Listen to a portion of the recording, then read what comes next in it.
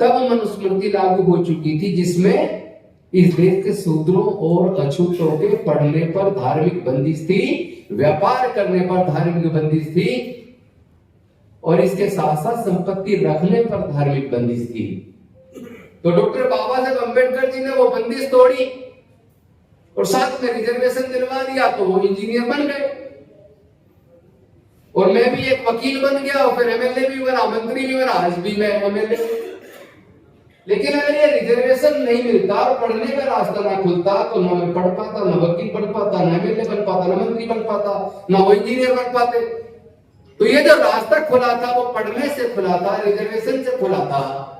ये रास्ता हमारे सबके होते हुए, हमारे सांसद, विधायक, मंत्री, मुख्यमंत्री और राष्ट्रपति होते हुए हमारा ये आगे बढ़ने का रास्ता सरकारों ने बंद कर दिया है।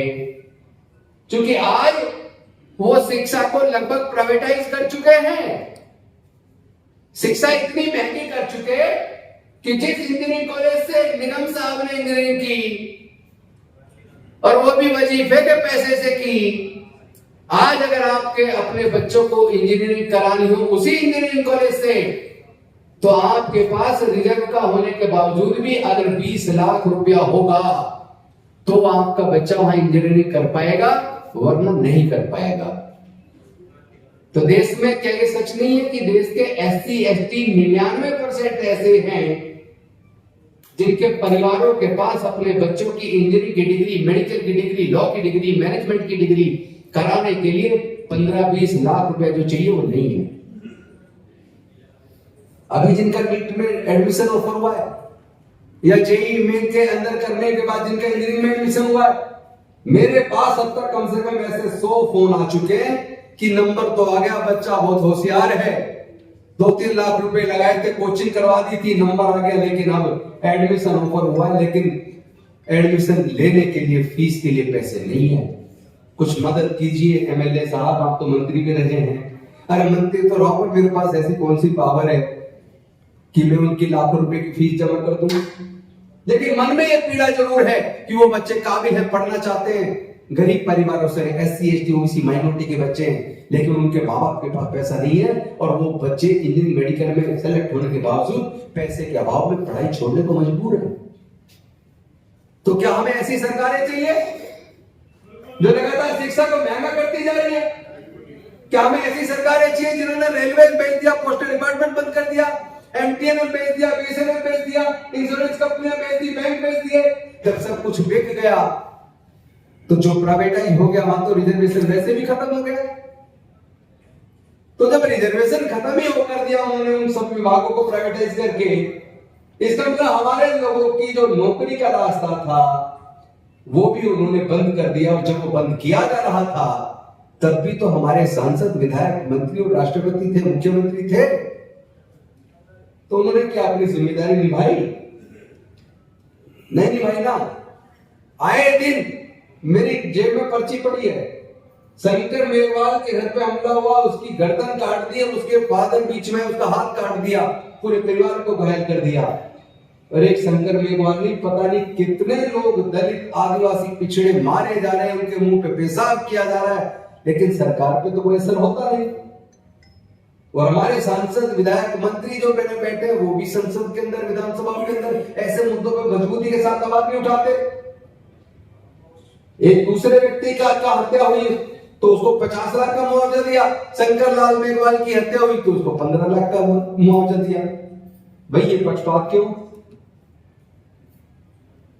अब सवाल यह है कि आप और हम लगातार प्रयास कर रहे हैं कि इस लड़ाई को कैसे जीते, कैसे दलित, पिछड़े, आदिवासी और माइनॉरिटी के लोग एकजुट हो। इसमें बाधा कहां है? कभी सोचा इसमें बाधा कहां है? इसमें बाधा दो है। एक, धर्म के प्रति अंधापन, मरने के बाद स्वर्ग पाने की इच्छा। आज तो नरक में जी रहे हो, मरने के बाद स्वर्ग की इच्छा को लेकर पता नहीं क्या क्या करते घूम रहे हो भाई। अरे आज जो तुम्हारा जीवन है इसके बाद क्या होगा किसी को नहीं पता। आज तक हमें दुनिया में कोई आदमी नहीं मिला कि मेरा पहले जीवन में ये था और दूसरे में देखो मैं स्वर्ग में रह रहा हूं। आज तक तो वो मिला नहीं है। तो तुम अपना आज जो नरक बना दिया तुम्हारा, उसको स्वर्ग बनाने पे काम कर लो जीते जी। मरने के बाद किसका क्या पता। वैसे तो बुद्ध तो बताया कि मरने के बाद तो कुछ है ही नहीं, जो कुछ है यही है। तो अपना आज ठीक करो ना।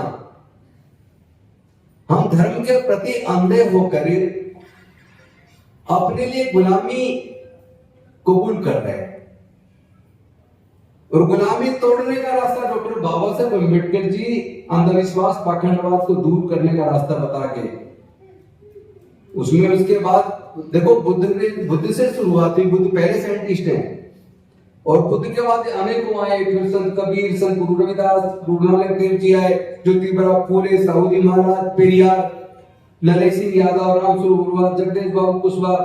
तो कितने हमारे महापुरुषों की लंबी फहरिस्त है, जो लोग बार बार जगाते जगाते हमें चले गए, लेकिन हम अंधविश्वास पाखंडवाद को छोड़ने को तैयार नहीं है। एक फायदा बता दो, केवल एक, अंधविश्वास पाखंडवाद से ये फायदा है। नुकसान तो मैं हजार गिना दूंगा, पर कोई एक फायदा नहीं गिना सकता। तो हम लोग दो कारणों से फेल हो रहे। एक जाति की वजह से, अब जाति बनाने वाला जाति को जिंदा रखना चाहता है, और जो जाति की वजह से उत्पीड़ित परेशान है, चाहे वो शूद्र में ओबीसी में आता हो, चाहे वो अनुसूचित जाति या जनजाति में आता हो, लेकिन उसी जाति की वजह से, जिसके वजह से उसका उत्पीड़न हो रहा है, उसका प्रमोशन रोक रहा है, उसको सस्पेंड किया जा रहा है, उसको इंटरव्यू में कम नंबर दिए जा रहे हैं, ये सब जानते हुए कि ये मेरे साथ जाति की वजह से हो रहा है, फिर भी अपने अंदर जाति खत्म करने को तैयार नहीं है। ये वैसे अच्छा आज एक वो दिया आप लोगों ने, ये जो जनरल कैटेगरी खत्म करके इसकी वजह नेशन बिल्डर्स कैटेगरी होनी चाहिए। 25% रिजर्वेशन इसमें इस नाम का कर दो, जो इंटरकास्ट मैरिज या इंटर रिलीजन मैरिज करेगा उसके लिए 25% रिजर्व सीट।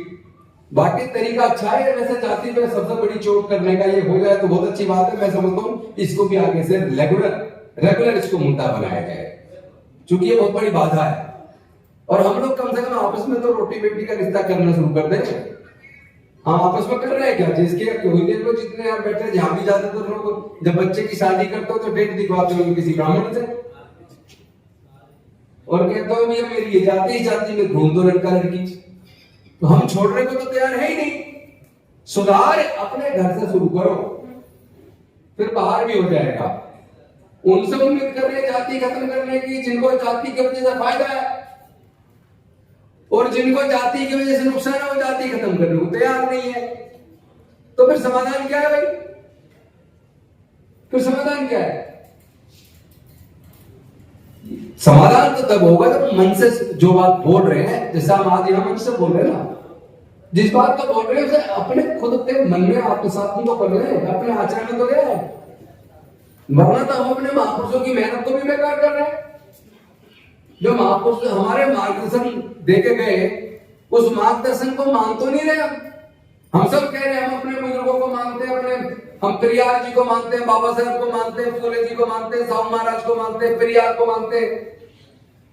भैया जो मानते हैं तो उनकी बात को भी तो मान लो।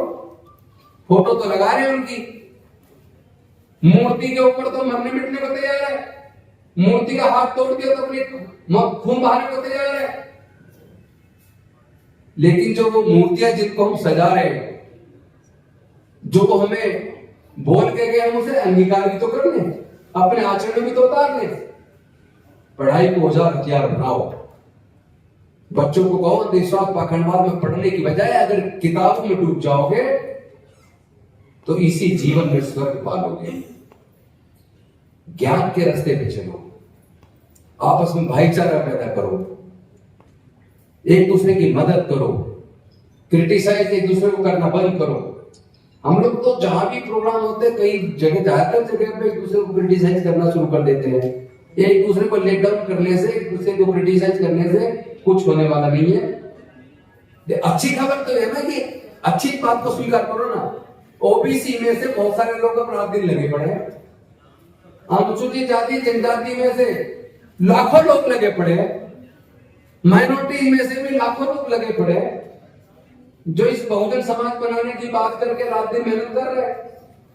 बस ये जब टुकड़ों में बिखरे हुए तरीके से मेहनत चल रही है, हमारे किसान भी आंदोलन कर रहे हैं, वो भी बिखरे हुए लड़ रहे हैं, सारे लोग मिलके अगर अपनी आपस में एकजुटता ले आए और मुद्दे बकायदा डिसाइड कर ले, मुद्दों पे एकजुटता कर ले, कम से कम मुद्दों पे तो एकजुटता हो सकती है, संगठन पे तक हजारों, क्योंकि संगठन तो उनके भी हजारों है, कोई बड़ी बात नहीं है। लेकिन अगर हम मुद्दों आधारित एकता आपस में पैदा कर लें कि ये हमारे सबके मुद्दे हैं और इन मुद्दों को हम मिलकर लड़ेंगे, और अपने जितने सांसद, विधायक और मंत्री हैं, टीम बनाकर बीच बीच में उनसे लगातार मिले। कई बार क्या होता है, आपने एक बार उसे एक बात कही है, उसके दिमाग से निकल गई, उसे याद ही नहीं, एक साल नहीं करनी भूली, और आप एक साल बाद मिलकर कहो आपको तो ये कहा था, तो हुआ ही नहीं भाई, से जब आपने कहा था नहीं हुआ तो 1 महीने बाद फिर पूछ लो, इज्जत कम थोड़ा हो जाएगी। और साथ में उसे ये भी लगना चाहिए भी ये सारी ताकत तेरे पीछे, फिर डरने की जरूरत, टिकट तेरा नहीं कटेगा, टिकट तेरी टिकट काटने वाले का कट जाएगा पर तेरा नहीं कटेगा, तू समाज के लड़ाई लड़ता रहे। जिस दिन हमने अपने लोगों में ये ताकत दे दी, तुम सामाजिक मुद्दे मजबूती से संसद और विधानसभा के अंदर उठाओ, हम आपकी ताकत बनेंगे।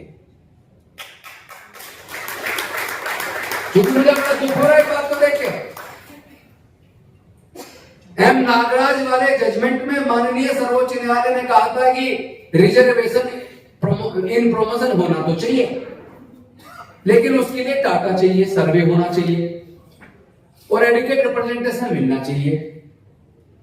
लेकिन जितने केस कोर्ट में है, कोर्ट ने कहा क्या कोई सर्वे डाटा है? वो डाटा सर्वे तो नहीं है, और उसी आधार पर केस डिसमिस।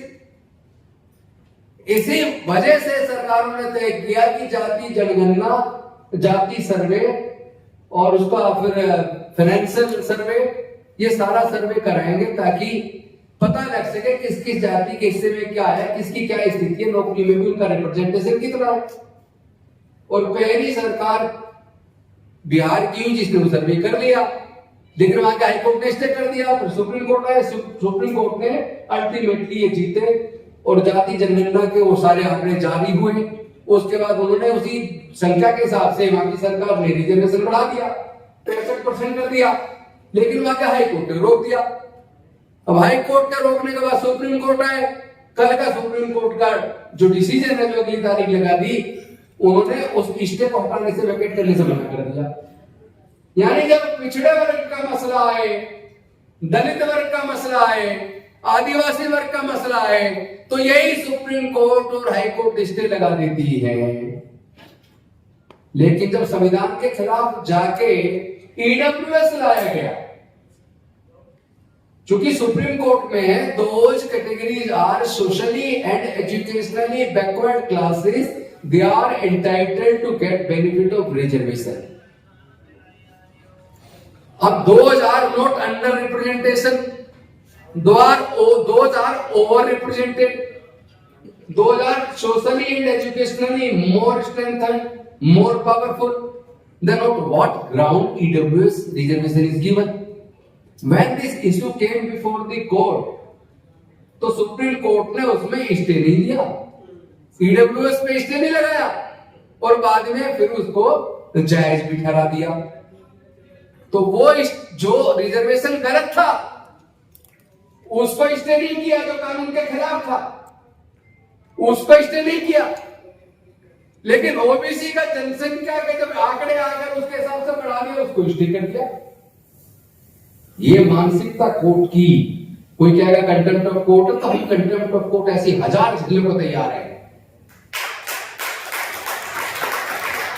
कोर्ट में न्याय के लिए जाते हैं हम, अन्याय की उम्मीद नहीं करते, लेकिन अगर कोर्ट में अन्याय होगा तो हम ऐसे जजमेंट्स को भी क्रिटिकली एनालिसिस करेंगे। यह अधिकार भी हमें संविधान देता है। मैं आप सबसे पूछ रहा हूं, ये गलत बात है, सही बात है? क्या ये स्टे जो वैकेट नहीं करना चाहिए था सुप्रीम कोर्ट को? जो सर्वे करने के बाद जनसंख्या के हिसाब से जो हिस्सेदारी बनती थी वो हिस्सेदारी दे दी, तो उसे रोकने का क्या मतलब भाई? नहीं रोकना चाहिए। इसीलिए 2 चीजें जरा ध्यान में रखना। अगर आपके हाथ में सरकार आ भी जाए, आपके रो जी बहुजनों को हुक्मरान बनना चाहिए, चलो जी बना जी हुक्मरान बन के धनगर साहब को हमने प्रधानमंत्री बना दिया, बन गए। नफरत है राजनीति से। सर आप इसे एग्जाम्पल के तौर पे लीजिए। मेरे अच्छा आपका छोड़ देता हूँ मैं, आपका छोड़ देता हूँ मैं, डॉक्टर अनिल जैन जी को बना देता हूँ, डॉक्टर अनिल यादव जी, वो बनकर ऐसा प्रधानमंत्री बहुजन समाज ने मिलकर बना दिया। अब आता है नीति निर्धारित करना, सरकार तो बना लिया आपने, प्रधानमंत्री बन गए।